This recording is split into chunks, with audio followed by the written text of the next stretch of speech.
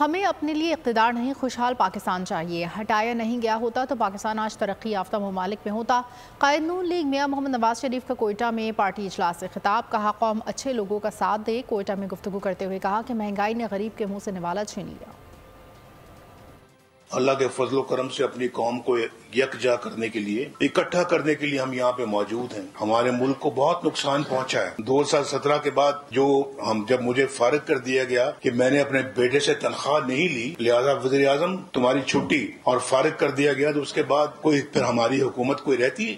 کوئی ہماری حکومت نہیں تھی۔ وہ سارا وقت قوم کی خدمت میں جو کہ میں معمور کر سکتا تھا، میں اس سے محروم کر دیا گیا۔ وہ قوم کے کام آتے تو اس سے اللہ کے فضل و کرم سے ملک کا بہت کچھ بھلا ہوتا۔ ایسا کیوں ہوا کہ اچھے بھلے چلتے پاکستان کو روک دیا گیا، اچھے بھلے پھلتے پھولتے پاکستان کو پیچھے کی طرف دھکیل دیا گیا، اور اچھی بھلی پھلتی پھولتی قوم کو خوشحالی سے محروم کر دیا گیا۔ کھانے پینے کے اخراجات بھی بہت مہنگے ہیں، بہت زیادہ ہیں۔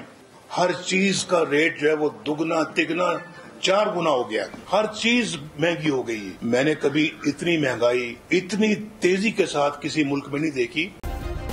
سبسکرائب کریں اور بیل دبائیں تاکہ کوئی خبر رہ نہ جائے۔